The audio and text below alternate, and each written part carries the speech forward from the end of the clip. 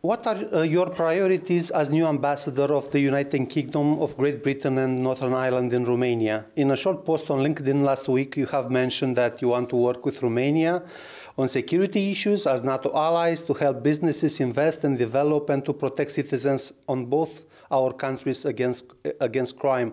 Is that the short version of your bilateral agenda? Those are the three most important priorities, yeah. So I think in terms of the defense and security relationship, as allies in NATO, there is much more we can do together. And I think that the world we're living in at the moment is a particularly insecure place. We have unprovoked aggression targeting Ukraine from Russia. We have insecurity in the Middle East. We have tensions in Korea and the South China Sea. So I think at times like this, allies need to stick together more than ever and reach out to other allies and show that democracy triumphs over authoritarianism and extremism. Secondly, yeah, I think that the commercial relationship is good, but I think it can be better. So I really want to target British companies who are interested in investing in Romania and encourage more of that. I'm also really happy to see Romanian companies investing more in the UK, so it's a two-way thing. And I see my role also to try and address some of those barriers that are perhaps holding back our full potential. And yeah, the third area is the fight against organised crime, and our law enforcement cooperation is really, really excellent, and perhaps we don't talk about it as much as we should, but we're doing great stuff together to target criminals, to protect our borders and our citizens, and to reduce the impact of crime. And that's something I think we should continue to cooperate on as well. Your predecessors have created highly appreciated precedents on social media when they have posted poetries or even carols which they have read in Romanian. How soon do you intend to follow in their footsteps? And what is the hardest part about learning Romanian? Well, the carols might have to wait a bit, but the poetry can come as soon as someone suggests a good poem. So I'd love to do that. What's the hardest thing about Romanian? I think that with every language, when people speak quickly and colloquially, it's harder for a foreigner to understand. But I'm learning and I'm listening and I'm trying to improve every day. The first of the two ex-Royal Navy mine hunter Sandown class procured by Romania arrived in Constanța in December last year. The second ship will be retired from service in early 2004 and will be transferred subsequently to Romania. What can you tell us about the timeline of this transfer, and how do you assess the cooperation with the Romanian Navy within this program? Well, I was in Constanța in December when the first minesweeper arrived, and I could tell it was a really important moment for the Romanian Navy. I think first procurement in 20 years. The previous one was also from the British Royal Navy, so I was proud and very pleased to be there. And I understand that the minesweeper has been in operation already this weekend. So that is a really important contribution to the new agreement that Romania has signed with Turkey and Bulgaria to demine the Black Sea and make it a safe route for trade, for grain exports, for energy security as well. So we're hoping that the second minesweeper will be coming certainly in the course of this year. And as I said, a really, really important contribution to the safety, the security, and the openness and freedom of the Black Sea. So you don't have like a more accurate calendar? I mean, I don't have the second semester or date. something like that? I don't have a precise date, no. But I think it will be pretty soon after it's decommissioned from the Royal Navy. I understand. You spoke during your first press conference as ambassador in Romania about providing maximum possible support for Romania during your term, particularly in boosting security defenses in the Black Sea region. Would this mean more British warships in the Black Sea and more troops on Romanian soil starting 2024? Or will we rather see a gradual increase in the next few years depending on the security situation? Well, I think there's a real appreciation that the greatest threat to security in Europe at the moment is the Russian Federation's illegal and unprovoked and premeditated aggression against Ukraine. And so there's a strong appreciation that Romania is the frontline NATO ally defending the southeast flank of NATO. So we want to do everything that we can to help. There will be a continuation of increased exercising, increased training, and increased deploying. We'll be bringing back RAF Typhoon fighters to help police NATO airspace here in the spring. And the Mine Hunter was, of course, the first example of what I think can be a much closer defense procurement relationship as well, so that we help Romania as a vital NATO ally modernize its navy and other defenses and work together in the Black Sea. Now, in terms of increased British naval presence in the Black Sea, I'm not aware of plans for that at the moment, but I think our cooperation with Romania and other NATO allies in the Black Sea is definitely something we want to increase. I think this new trilateral agreement that you've signed specifically leaves open the opportunity for non-Black Sea NATO allies to contribute. So that's something we'll be looking at. You also spoke about UK continued support for Ukraine, and considering that the support packages from the United States and the European Union are currently delayed for various reasons, the bilateral help of other allies seems essential. What is the most urgent assistance that UK can provide for Ukraine right now? Well, of course, my Prime Minister paid a second visit to Ukraine just a couple of weeks ago and did two really important things. Firstly, he announced another £2.5 billion of support to Ukraine, British support. So that takes our overall support to about £12 billion. And that has to be targeted at providing Ukraine with the air missile defense, the short and long range missiles, and the drones. It needs to defend itself and to win back occupied territory in the course of this year. And the second really important thing that we did is to sign the first NATO ally to sign a bilateral security agreement with Ukraine. And I'm sure that other NATO allies, including Romania, are going to follow suit and do the same very soon. And that will begin to create an important package of support for this year. So we're clear that our long-term aspiration is for Ukraine to join NATO. We see Ukraine's rightful place as in NATO. But what these bilateral security agreements will do in the meantime is provide the reassurance and support that Ukraine needs to defend its sovereignty on the journey to that NATO membership. How big would you say is the risk of people growing tired of supporting Ukraine in the war against Russia in EU and NATO neighboring countries? Hungary and Slovakia do not have the most favorable opinions on supporting Ukraine with EU money or prolonging and extending sanctions against Russia. And Romania is also having elections this year. No, I think actually that the level of support for Ukraine has been remarkably high, and absolutely the right thing to do as well. And that's the case in the United States and in the European Union and in Europe and NATO more broadly. And I think that's going to continue. And I appreciate it's tough. I appreciate that it costs money and it creates economic challenges, but it's absolutely the right thing to do. This is the biggest security challenge that Europe has faced since the Second World War. And we need to defend our territories because we've seen before what happens if you appease dictators, and we need to stand up and help Ukraine defend its sovereignty.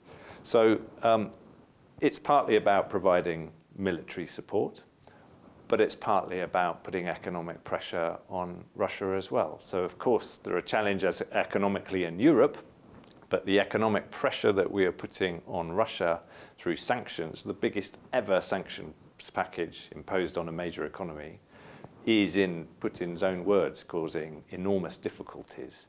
And we have to recognize that if you put all those allies supporting Ukraine together, their economies are 30 times bigger than the Russian economy. So yes, I recognize the challenges it causes, but the challenge is that the prolongation of this war is causing Russia are many times bigger. Well, to make the question more specific, and I know you are at the beginning of your term, do you think that there is a danger that some, some political parties in Romania to gain an advantage in the coming elections because they oppose the war with Russia? Well, what I see at the moment is a strongly unified position across the country in terms of recognizing that this is the right thing to do. And the military support that Romania has provided as an ally to Ukraine, the support it's provided to 90,000 refugees who have had to leave Ukraine and live here, and of course the vital support as the most important country ensuring there's an export of Ukrainian grain to some of the poorest countries in the world, have all been remarkably strong and continue to be so. The Chief of the General Staff of your army, General Patrick Sanders, made recently some statements that raised a few eyebrows. He called on a substantive increase of the British troops numbers and pleaded Britain should train a citizen army ready to fight a war on land in the future, among other things. He caused some concern, considering that he is not the first high Allied military official with this kind of message, as Russia's war against Ukraine seems far from over. Would you say that we should be worried, or this was rather an attempt on their part to change the mindset of people with regard to the war? I don't think we should be worried, but we should recognize the gravity of the situation and the challenge ahead of us, and recognize that we're in a different place than we were 10, 20 years ago when there was clearly a post-Cold War peace dividend. We're not in that world anymore. And it's clear, I think, that budgets for defense across NATO, across Europe, are going to need to rise. So I applaud the fact that the defense budget is rising in Romania. It's now 2.5% of GDP, I think. And there's a clear intention in the British government to increase our defense budget beyond the 2% NATO specification towards 3%. I think we are going to have to spend more on our defense budgets in the coming period. Romania and UK share a common interest in the security of the eastern neighborhood and the Black Sea region. The frozen conflict in Transnistria has the potential to be activated by the Russian government, and recently there have been tensions in the relationship between Chișinău and Tiraspol. What are the chances for this conflict to be warmed in the near future, in your opinion? Well, we have to be very aware of that challenge. I mean, Putin has spoken recently about seeing Odessa as a Russian city and about seeing no limit to Russia's borders. These are obviously concerning statements which reinforce our conviction that if he were successful in Ukraine, he wouldn't stop there, which is why we have to help Ukraine stop him and reverse his illegal land grab in Ukraine. So as regards the Republic of Moldova, we firmly support its capabilities in terms of resisting Russian threats. I would say two things. Firstly, that there is, of course, a Russian presence in Transnistria. That is a presence which is contrary to international law. So Russian troops and Russian presence should leave Transnistria. And the second thing I would say is that we support the peaceful reintegration of Transnistria fully into the Republic of Moldova. But that has to be an internal conversation. Both parties need to engage diplomatically and in good faith and reach a solution to that. It needs to be an internal solution, but of course we give it our support externally. King Charles enjoys a particular popularity in Romania. To what extent are the British aware of the special bond of the King with Romania? Has Romania become better known in the UK thanks to this bond or other British personalities attached to Romania like director Charlie Ottley? Well, two people who have done an awful lot of good for the bilateral relationship. I think people are becoming more aware all the time.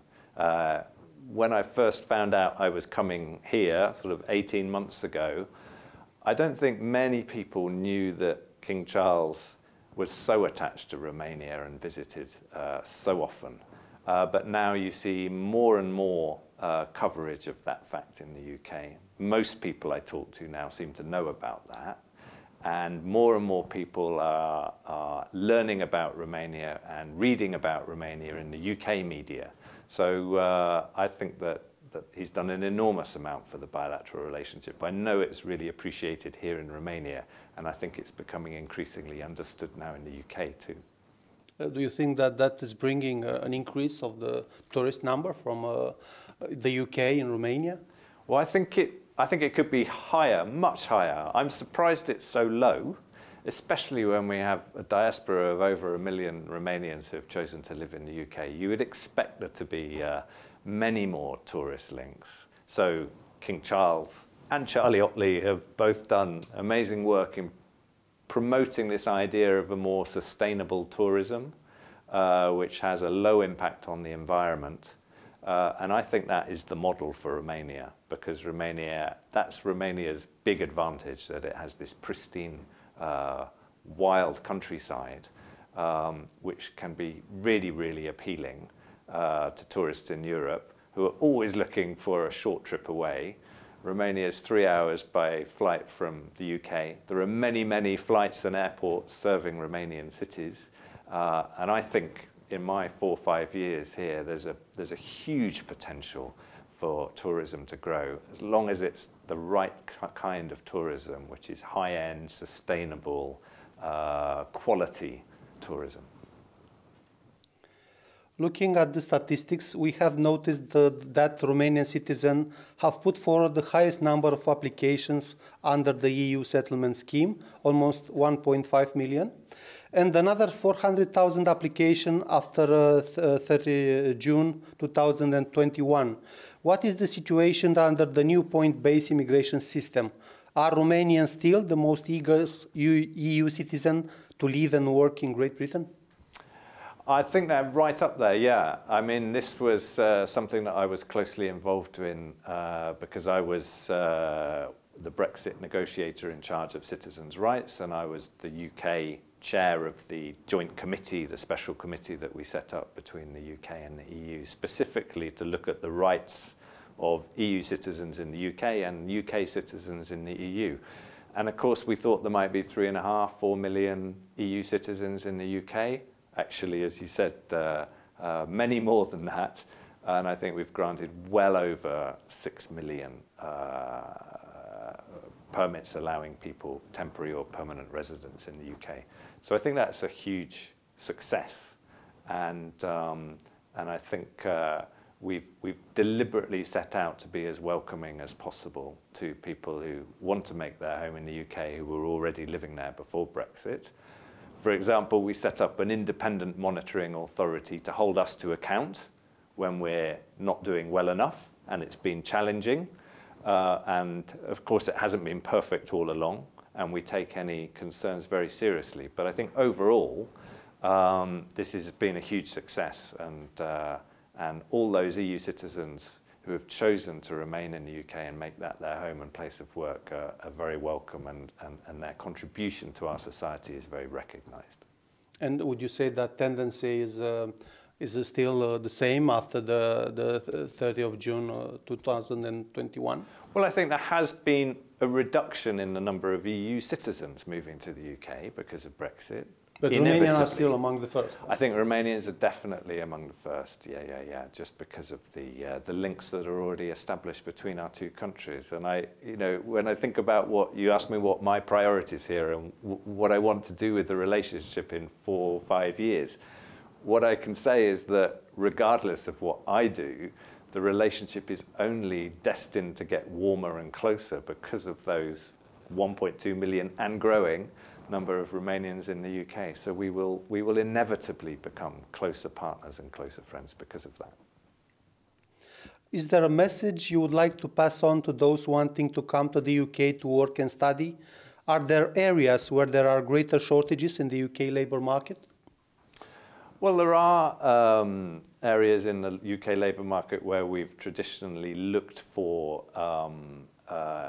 people to come from outside, and our new points-based systems means that we're better able to target the precise professions that we need. And there's a huge range from people who come as seasonal workers to help us pick fruit, up to the very high-end doctors and scientists that we need to drive our economy in a very sophisticated future. But the difference is that, of course, we've introduced a new system which makes these decisions based on skills and professions and capabilities rather than on nationality. And the other important thing I think to say to people is to understand that therefore some of the rules about entry to the UK have changed. So for example, free movement of workers is no longer applicable since the UK has left the EU. For example, travelling on an ID card is no longer acceptable. A proper full passport will be required. So I think it's important that people are aware of these changes since Brexit. Is there a concern of the British authorities regarding a criminal element among the Romanian community? The point-based immigration system should mitigate this risk. Well, of course, our border controls and our law enforcement are designed to keep our country safe and to make sure that only the people who are allowed and have a legitimate reason to come into the country do so. But what I think it's important to say is that those decisions are not made by nationality, they're made by information provided. And of course, everyone is entitled to be treated respectfully at the border, but of course, those who arrive illegally or those who are criminal will be apprehended and will be deported. Building on your experience at the East Stratcom Task Force, how great do you estimate the danger of Russian disinformation campaigns? In 2024, an election year in the EU, the US, and many states, can you make a comparison from this point of view between Great Britain, a NATO Western state, strong supporter of Ukraine, Romania, a neighboring EU and NATO state also allied with Ukraine, and Moldova, a neutral neighboring state that supports Ukraine and is on the path to joining the EU? Look, I think we all have to continue to upskill. It's not a question of one country's sort of understood this and another hasn't. It's a constantly changing challenge. So when I started working on the challenge of disinformation in 2015, people knew very little about it in Europe. And when we started the conversation and said there's Russian disinformation targeting us, people said, no, there isn't. And when we proved there was, they said it doesn't have an impact. And when we showed it had an impact, you know, they presented other reasons why we shouldn't worry. Look, I think the lesson of the last few years is that we were right to be concerned and we were right to call out Russian disinformation. The purpose of it is to divide us and to confuse us and to excuse unacceptable Russian behavior. And that's as much the case now as when we started tracking this information. And any opportunity will be taken to cause divisions in society and to sow discord, including elections. So we just all need to be aware in this massively important year for elections in Romania, in the UK, in the United States, in many other countries across the globe, and in Moldova, we have to carry on upskilling, carry on sharing information and increasing society's resilience against the challenge and the threat of external disinformation. But don't you think that a neighboring country like Romania and Moldova are somehow more vulnerable to this disinformation? That's not necessarily the pattern that I discerned when I worked in East Stratcom. Actually, sometimes the closer you are to the threat, the more aware you are of it. And sometimes it was countries further away that were less aware of the challenge. So I don't think it's easy to draw simple conclusions like that. I think it's important to carry on sharing experience and best practice, and all countries and partners can contribute to that overall picture of the disinformation ecosystem. The British government passed a law that stipulates the deportation of asylum seekers to Rwanda while applications were being processed, which it later amended after a Supreme Court ruling that the so-called Rwanda plan was unlawful. The initiative is currently following its course, although NGO argues it violates the Convention on the Status of the Refugees, that is ineffective and expensive. Does this plan jeopardize Britain's international reputation as a state that protects the rights of those who are forced to leave their countries of origins?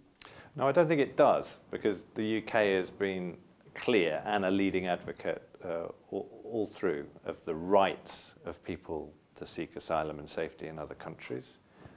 And also there's been talk about our relationship with the European Convention on Human Rights, and the current plans of the government don't foresee a need to change that relationship. So I think it's important to understand the reasons behind this Rwanda policy. So I said that Ukraine is the biggest challenge in Europe of our generation. Apart from Ukraine, I think the biggest challenge facing Europe is the challenge of migration and illegal migration, and these huge population surges that we're seeing on other continents, and people wanting to look to Europe for a better economic future, and it's not a sustainable model. And this is a challenge for all European countries, and the UK has had to look at solutions to, for example, the number of people risking these appallingly dangerous journeys across the English Channel, and many people dying in the English Channel. So part of that has been improved cooperation with European partners. So for example, we've worked with countries en route, Bulgaria, Albania, France, and we have significantly reduced the number of people trying to cross the Channel. And another solution is the idea of the Rwanda policy, and other countries are looking at similar ideas as well. The idea that if you apply for asylum, you may have that hearing in another country, and then if you're granted asylum, be granted asylum in another country. So it's an ongoing discussion. There were concerns raised by the courts. Those concerns were addressed by the government in its amended legislation, and that legislation is now going through the House of Lords. So we have to see what the final output from the House of Lords is before that legislation is put into practice. Josep Borrell, the EU High Representative for Foreign Affairs, recently stated that Israel cannot veto the formation of a Palestinian state. Of course, there are many voices who say that the EU High Representative does not have much influence on Israel. I don't know if things have changed much since you were an advisor to another High Representative. Do you think that actors who, in the eyes of Israel, do not have the same status as the US, such as the United Kingdom or the EU, can play a decisive role in convincing Israel to accept the two-state solution after the end of the conflict between Israel and Hamas?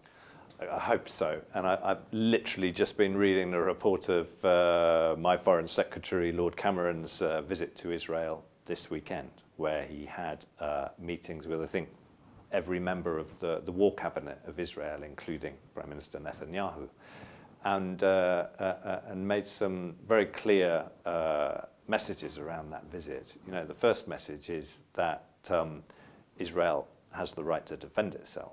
And the attack on Israel was the worst terrorist attack in the history of Israel. I've just come from a Holocaust memorial event in the synagogue here in Bucharest, where we heard from the mother of one of the young women who was killed by Hamas. And it was appalling to listen to that. We've also made it clear that the situation in Gaza is catastrophic at the moment, and that much more humanitarian aid needs to be let in. And we've made that very, very clear to Israel, that it needs to allow for sustained pauses to allow aid in, and it needs to take much greater care in terms of not putting under threat civilians when it's targeting military targets. But in terms of what does the future hold, well, I think first of all we have to move from those humanitarian pauses to a sustainable ceasefire. But sustainable ceasefire means the end of Hamas in Gaza, and it means the safe return of all remaining hostages. We also have to look at a reconstruction of Gaza. We have to look at support and reform of the Palestinian Authority. And yes, we have to look at a two-state solution as what we believe is the only way forward. Now, I understand why people in Israel who have been traumatized by the Hamas attacks at the moment are saying no way to a two-state solution.